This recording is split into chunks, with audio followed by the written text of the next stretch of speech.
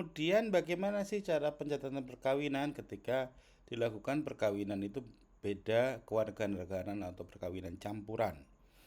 Nah, perkawinan antara dua orang laki-laki dan perempuan yang berbeda kewarganegaraan yang salah satunya orang Indonesia dilangsungkan di KBRI Indonesia yang diada negara tersebut. Pada dasarnya dianggap sebagai perkawinan yang dilakukan di luar wilayah Indonesia. Jadi kalau nikahnya misalkan di Arab, maka dia dicatatkan di KBRI Jeddah. Kalau nikahnya di Malaysia, maka perkawinannya dicatatkan di KBRI Kuala Lumpur. Perkawinan yang dianggap sebagai perkawinan yang dilangsungkan di luar Indonesia tersebut harus didaftarkan di kantor catatan sipil 1 tahun setelah bersangkutan kembali ke Indonesia. Bila tidak, maka perkawinan tersebut belum diakui oleh hukum Indonesia.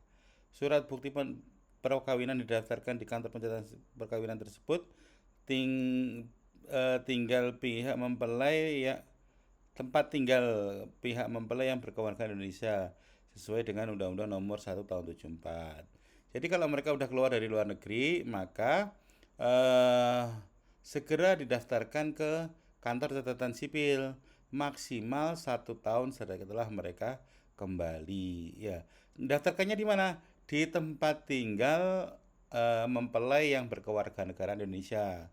Misalkan laki-laki ini Indonesia tinggal di Surabaya, dicatatkan di pengadilan di catatan sipil Surabaya. Proses pencatatan perkawinan diatur dalam undang-undang ini.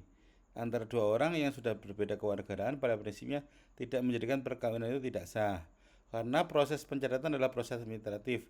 Namun dalam hukum nasional Indonesia, proses pencatatan ini menjadi bagian dari hukum positif.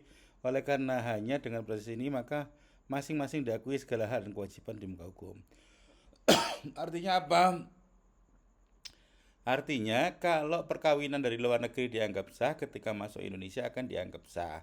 Proses pencatatan di Indonesia adalah proses untuk melegalisasi atau mengakui perkawinan itu di Indonesia.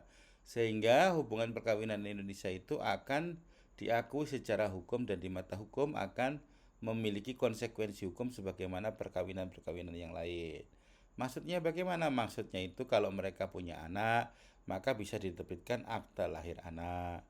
Mereka bisa cerai, ada golo-gini dan lain sebagainya, maka perkawinan itu dianggap telah sah di Indonesia. Begitu ya. Ini harus dipahami dengan baik.